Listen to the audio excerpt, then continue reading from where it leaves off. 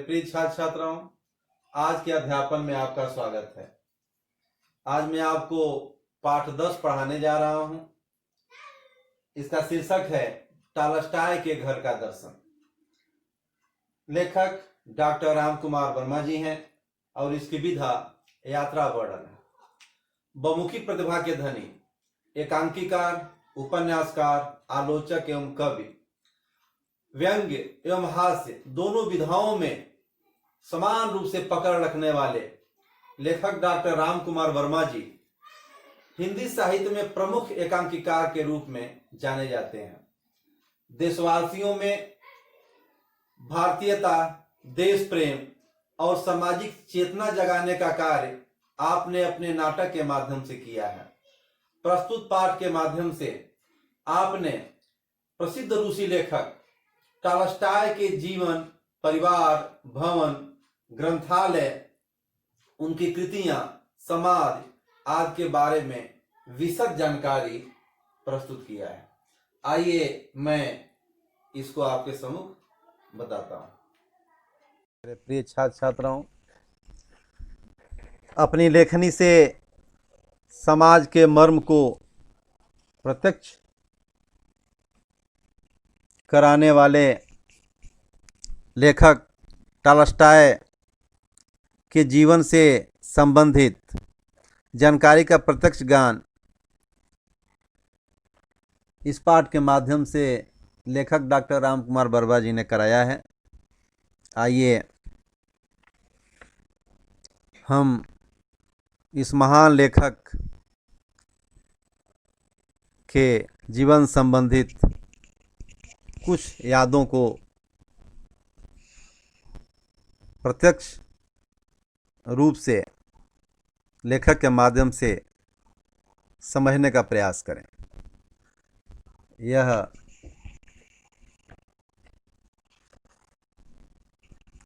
Tolstoy का घर यासनाया पोल्याना है, जिसकी छाया प्रति आपके सामने दिख रही है। आगे देखते हैं।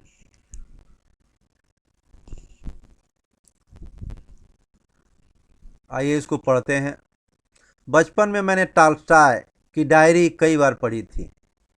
उसमें उन्होंने जो बातें लिखी थीं उनके अनुसार आचरण करने का भी मैंने प्रयत्न किया। आचरण अर्थात उसका अनुसरण करना, उसी के अनुकूल क्रियान्वयन करना।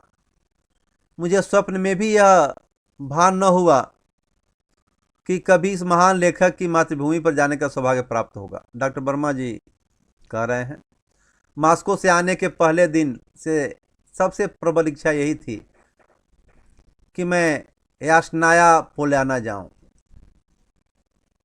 यासनाया पोल्याना मॉस्को के दक्षिण में कोई 200 किलोमीटर पर है। जब हम मॉस्को से रवाना हुए तो चारों ओर मंत्रमुग्ध अर्थात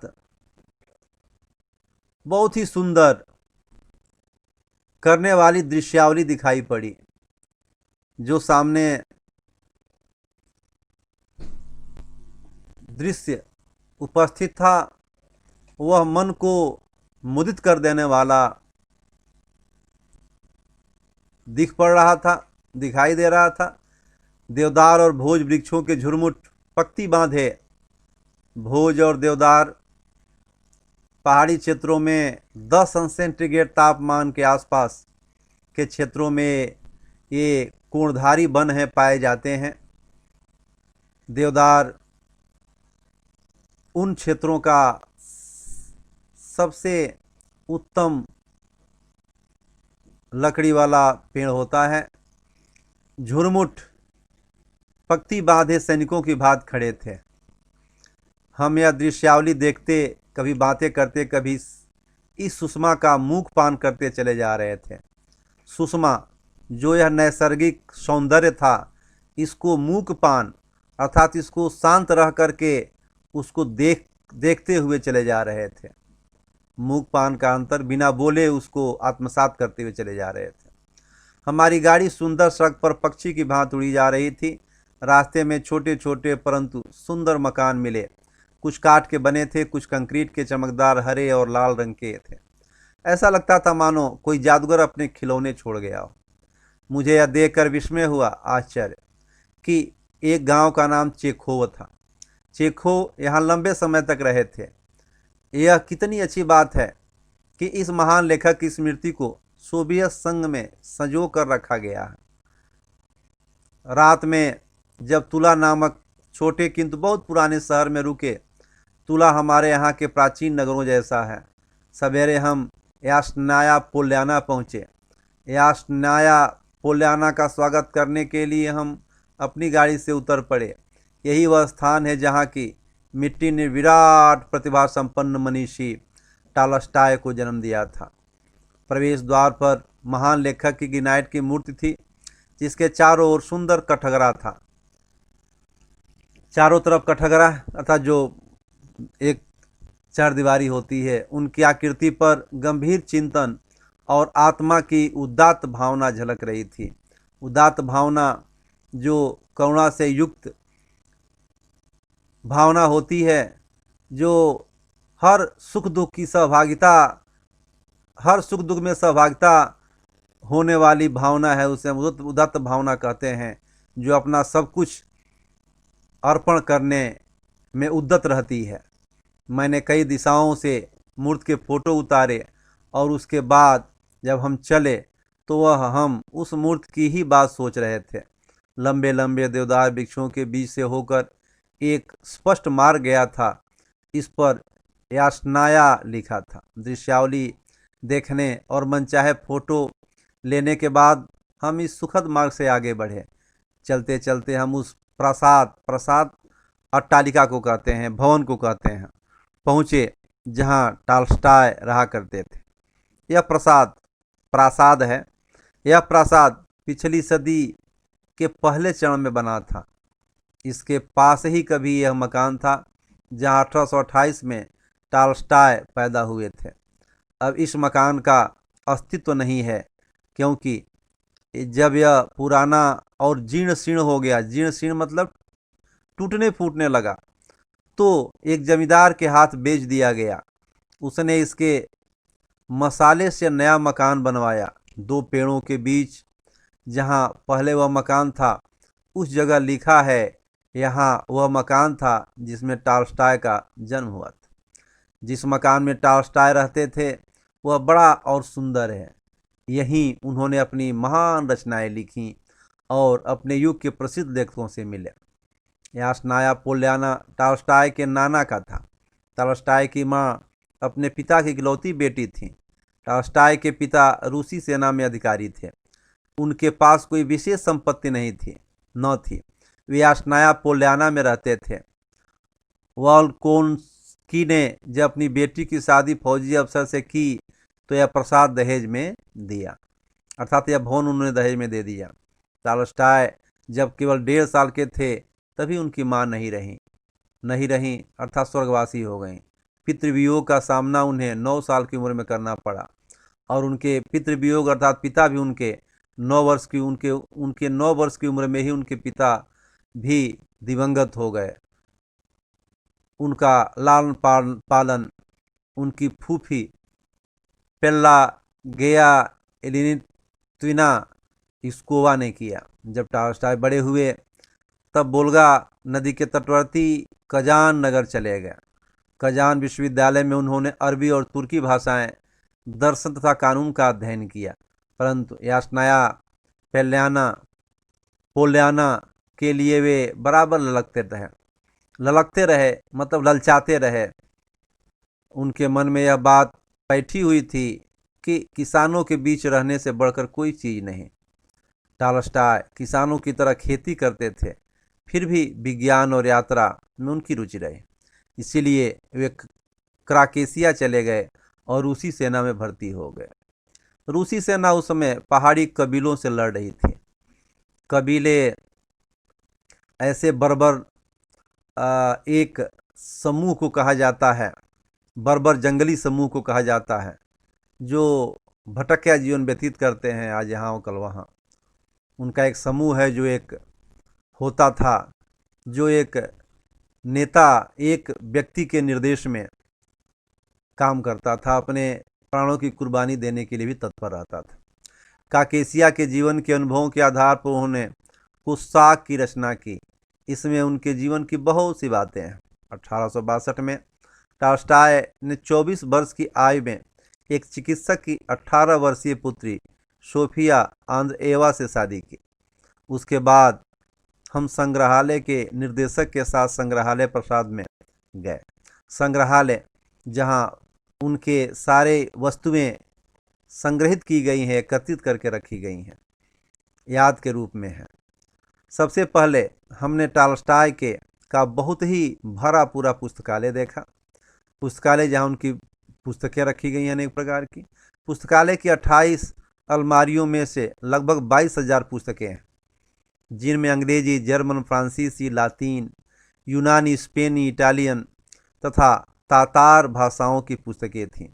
टॉल्स्टॉय 13 भाषाएं जानते थे और वृद्धावस्था में भी हिब्रू भाषाएं इसलिए सीखी थीं ताकि वे उन भाषाओं के साहित्य की महान कृतियों को मूल रूप से पढ़ सकें।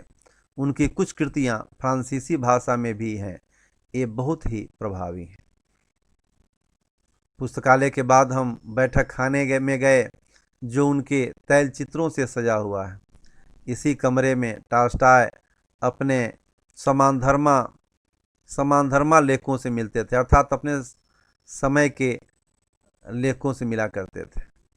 दीवारों पर समानधर्मा समय के लेखक हो सकते हैं, विचारों के लेखक हो सकते हैं। दीवारों पर अनेक चित्र लगे थे। एक चित्र टॉल्स्टॉय की पुत्री मारिया लोला का था, जिसे बहुत प्यार करते थे। लोला ने जन कल्याण के कार्यों को अपना जीवन अर्पित कर दिया था। अपंगों और निर्धनों की सेवा में वे बराबर लगी रहती थी। उनकी मृत्यु 1660 में 35 वर्ष की आयु में हो गई। टॉल्स्टॉय को उनकी मृत्यु से अतीव दुख हुआ, अतीव बहुत दुख हुआ। कमरे के बीचों बीच एक बड़ी मेज थी। उसके पीछे दीवार से सटी हुई एक छोटी मेज शतरंज खेलने की थी, और उसके बाद कोने में एक अंडाकार मेज थी, जिसके इर्द गिर्द गोल पीठ वाली कुर्सियां थीं। एक बार यहीं बैठकर टॉल्स्टॉय ने अपनी रचनाएं गोरकी तथा अन्य लेखकों और अपने परिवार वालों को सुनाई थी।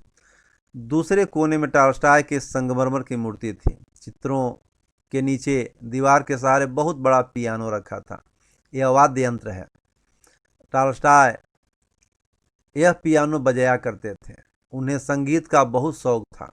कभी कभी संगीत सुनते सुनते या स्वयं गान वाद्य करते करते उनकी आंखें सजल हो जाती थी। सजल मतलब जल से परिपूर्ण हो जाती थी, अर्थात वो भावुक हो जाते थे।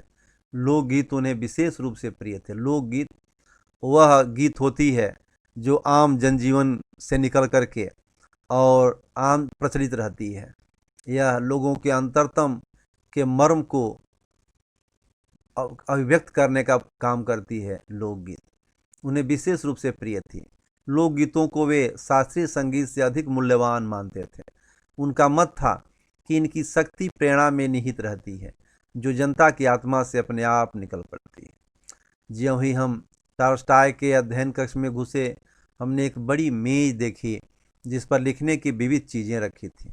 मेज पर पुस्तकें ठीक उसी तरह रखी थीं जिस तरह लेखक ने उन्हें रखा था। मोमबत्ती भी जिस तरह उन्होंने बुझा दी थी उसी तरह रखी थी। वह न कभी जलाई गई और न उसे कभी किसी ने छुआ। एक तरफ पुस्तकों का शेल्फ था जिसमें अनेक पुस्तकें थीं। मेरे साथी ने शेल्फ से एक पुस्तक निकाली और कहा, देखिए, इसका कुछ संबंध गांधी जी से। यह महात्मा गांधी जी की पुस्तक दक्षिणी अफ्रीका में एक भारतीय देशभक्त थी। वह पुस्तक महात्मा गांधी ने टॉल्स्टॉय के पास भेजी थी। टॉल्स्टॉय ने इस पुस्तक के किनारे किनारे अनेक टिप्पणियां लिखी थी। इस कमरे की सबसे उल्लेखनीय वस्तु वह तख्तपोश था जिस पर टॉल्स्टॉय का जन्म हुआ था। मैंने स्मारक के रूप में उसका फोटो लिया। इसके बाद हमने टॉल्स्टॉय का शयनगार देखा। शयनगार सोने का घर। वहाँ उनकी पत्नी के कई चित्र थे। हमने वहाँ एक घंटी, एक मोमबत्ती और कुछ दूसरी चीज़ें बिस्तर के पास मेज पर देखी। एक आराम कुर्सी पर ऊनी कमीज टंगी हुई थी। एक कोने में श्रृंगार की अनेक चीजें रखी थीं। टॉल्स्टॉय सदा स्वच्छ पानी स्वयं लाते थे और गंदा पानी साफ करते थे। वे अपने कमरे को ठीक रखने में किसी और की सहायता नहीं लेते थे। दीवार पर एक बेंत, एक चाबुक और कुछ और चीजें टंगी हुई थी। टॉल्स्टॉय अच्छे घुड़सवार थे। घुड़सवार अर्थात घोड़े पर घुड़सवारी जानते थे वो। एक बार घुड़सवारी में उनकी टांग में चोट आ गई थी। उस समय बैसाखी उपयोग करना पड़ा था। चोट आने के कारण उन्हें बैसाखी के सहारे चलना पड़ता था। वह भी कमरे में रखी है। हमने एक जोड़ा 9 बजने वाली घंटियां और एक संदूक देखा जिसमें अब भी टॉल्स्टॉय के कपड़े थे। उसकी बगल में एक बंद अलमारी थी जिसमें वे अपने लेखों के मसविदे और पांडुलिपियां रखते थे। पांडु मसविदे अर्थात जो लेख के प्रारूप हैं, मसविदों का प्रारूप, और पांडुलिपि जो उन्होंने अपने हाथों से लिखा था पेन वगैरह से। इससे मिला हुआ शयनगार उनकी पत्नी का था। उस कमरे की दीवारों पर अनेक चित्र लगे थे। सबसे अधिक उल्लेखनीय चित्र उनके सबसे छोटे पुत्र वालिया का था, जो 7 वर्ष की उम्र में परलोकवासी हो गया। परलोकवासी मतलब स्वर्गवासी हो गया, वह भी दिवंगत हो गया। वह बालक बहुत ही प्रतिभा संपन्न था और टॉल्स्टॉय को यह आशा थी कि एक दिन वह साहित्य में उनका अनुसरण करेगा। अनुसरण मतलब उनके पद चिन्हों पर चलेगा। बालक की मृत्यु ने उन्हें मर्माहत कर दिया। मर्माहत अर्थात उनके हृदय को झंकृत कर दिया। द्वितीय विश्व युद्ध के अवसर पर जर्मन फासिस्ट सेनाओं ने यास्नाया पोल्याना पर अधिकार कर लिया था, परंतु सौभाग्यवश स्थानीय अधिकारियों ने नाल्सियों के आने के पहले ही समस्त मूल्यवान चीजें साइबेरिया भेज दी थी। अगर ऐसा न हुआ होता तो यह सारा अमूल्य भंडार सभ्य जगत के लिए सदा के लिए उसी प्रकार नष्ट हो गया होता जैसे भारत के 2 विश्वविद्यालय नालंदा और तक्षशिला, और खास करके नालंदा विश्वविद्यालय में हमारे महान पुरोधाओं की वेद, उपनिषद, संस्कृति, अनेक प्रकार के अनुभव, अमूल्य अनुभव जो आज विश्व के लिए काफ़ी लाभप्रद होते, आतताइयों ने नष्ट कर दिया। आज सभ्य समाज में के लिए कुछ भी बचा नहीं है, लेकिन वहाँ के लोगों ने उसे नष्ट होने से बचा लिया। नाज़ी सैनिकों ने कई बार प्रसाद को जला देने का प्रयत्न किया, लेकिन स्थानीय निवासियों ने बड़े साहस के साथ प्रत्येक बार आग बुझा दी। युद्ध समाप्त होने के बाद सारी चीज़ें फिर ले आई गईं। ऊपर के कमरे देखने के बाद हम टॉल्स्टॉय के कमरे के काम करने के कमरे में आए, जो इस इमारत के नीचे के हिस्से में है। गोर्की और चेखोव यहाँ कई बार आए थे। इसी कमरे में अन्ना कारेनिना, युद्ध और शांत तथा अन्य महान कृतियों की रचना की गई थी। इस कमरे के सुखद शांत वातावरण पर दृष्टि गए बिना नहीं रह सकती, अर्थात कोई भी अगर जाता है यहाँ तो अवश्य वहाँ के सुख शांति पूर्ण वातावरण को अनुभव करता है, उसकी अनुभूति उसे होती है। अब हम टॉल्स्टॉय की समाधि देखने गए। देवदार और सरों के लंबे लंबे पेड़ मनीषी टॉल्स्टॉय के इस चिर विश्रामागार अर्थात जहाँ इन्होंने अनंत काल के लिए विश्राम किया के पास संतरी जैसे खड़े हैं। आज भी भोज वृक्षों की छाया में हरियाली से ढकी यह समाधि है। ऐसे महान लेखक की कितनी सादी सी समाधि इस महामानव की स्मृति में, जिसने सारे जीवन सीधे साधे जनों की सेवा की। हम नतमस्तक हो गए। हम मेरे प्रिय छात्रों, डॉक्टर वर्मा जी ने जो यह उनके टॉल्स्टॉय के जीवन संबंधित बातें कही हैं उसको आप देखिए, पढ़िए, समझिए।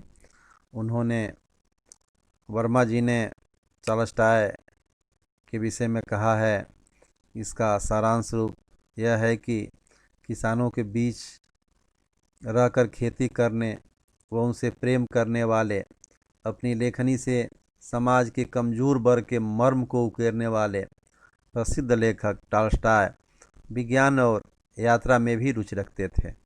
संगीतों के शौकीन आप लोकगीतों को शास्त्रीय संगीत से अधिक मूल्यवान मानते थे। आपका मानना था कि लोकगीतों की शक्ति प्रेरणा में निहित रहती है, जो जनता की आत्मा से अपने आप निकल पड़ती है, फूट पड़ती है। आजीवन सीधे साधे जनों की सेवा करने वाले और अपने कार्यों में किसी से सहयोग न लेने वाले महामानव टॉल्स्टॉय के जीवन से हमें स्वावलंबी जीवन के साथ समाज के निम्न वर्ग के प्रति सेवा भावना की प्रेरणा मिलती है। आइए हम आगे स्वाध्याय देखते हैं। सूचना के अनुसार कृतियाँ कीजिए, संजाल पूर्ण कीजिए। टॉल्स्टॉय के शयन कक्ष में देखी गई वस्तुएं। टॉल्स्टॉय के शयन कक्ष में देखी गई वस्तुएं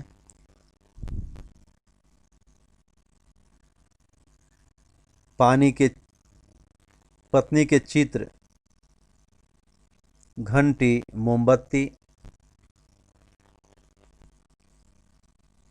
9 बजने वाली घंटी, एक संदूक, अलमारी, दीवार पर एक बेंत, चाबुक, वैसाखी, श्रृंगार की अनेक चीजें। दूसरा है, लिखिए, और बंद अलमारी में ये चीजें थीं: मसवीदे, पांडुलिपियां, पर्दार के रूप में खड़े वृक्ष,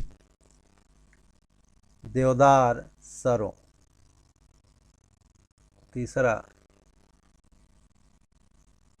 कृति पूर्ण कीजिए। टॉल्स्टॉय के अन्य शौक: स्वच्छ पानी लाना, गंदा पानी साफ करना,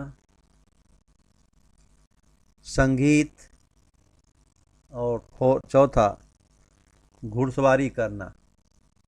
अब आइए चौथा, कृति पूर्ण कीजिए। पुस्तकालय में इन भाषाओं की पुस्तकें हैं: अंग्रेजी, जर्मन, इटालियन, तातार, यूनानी, स्पेनी, और चौथा, फ्रांसीसी, लातीन। पांचवा, कोष्ठक के उचित शब्द का प्रयोग कीजिए।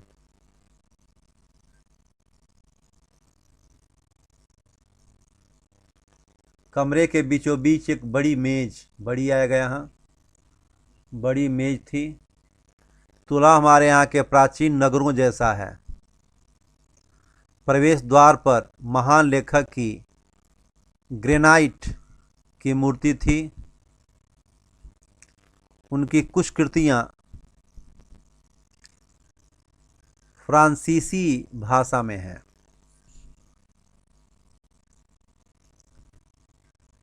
नेक्स्ट, छठा, रिश्ते लिखिए। टॉल्स्टॉय का वालिया से क्या संबंध है? पेल्ला गेयालिनित्वना से युस्कोवा से क्या संबंध है? तो आइए देखते हैं। वालिया इनके पुत्र थे और युस्कोवा इनकी फूफी थी। सोफिया अंद्रेवा इनकी पत्नी थी और मरिया लोला इनकी पुत्री थी।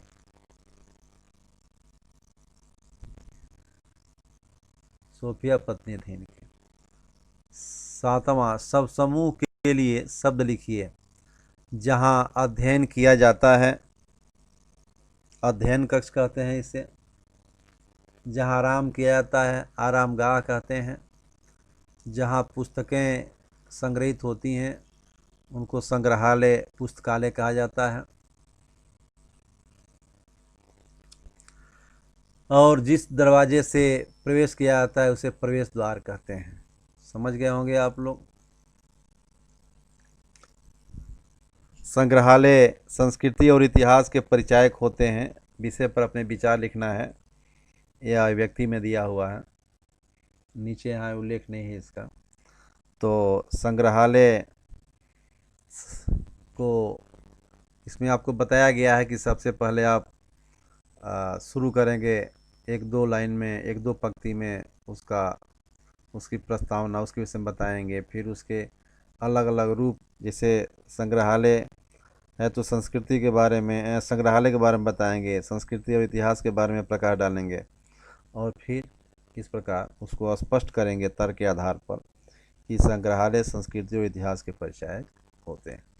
संग्रहालय, इसका सार रूप सुन लीजिए।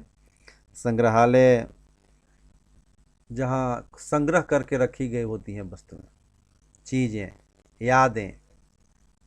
यह इतिहास की यादें हैं जहाँ उस वस्तुओं के, उन संग्रहालय में रखी प्रत्येक वस्तुओं, यादों से उस समय के उन लोगों के संस्कार स्पष्ट परिलक्षित होते हैं। प्रत्यक्ष वह हमें प्रेरणा देते हैं वैसा ही अनुसरण करने के लिए, जो अपने कार्यों के द्वारा एक महान संस्कृति को हमारे बीच छोड़ के चले गए, हमारे लिए छोड़ के चले गए। वह हमें प्रेरणा देते हैं और वह इतिहास की चीज़ें हैं जो युग युगांतर तक, जब तक रहेंगी, अपने तत्कालीन विशिष्ट बातों की ओर संकेत करती रहेंगी। अनन्य वातावरण संबंधी रूपरेखा को प्रत्यक्ष रूप से बताते हुए प्रेरित करती रहेंगी। तो यह संग्रहालय है जो हमारी संस्कृति और इतिहास के परिचायक होते हैं। इसी को व्याख्या करके 25 से 30 शब्दों में लिख देंगे। आप इसको पढ़ेंगे और समझेंगे, फिर आगे चलिए। धन्यवाद।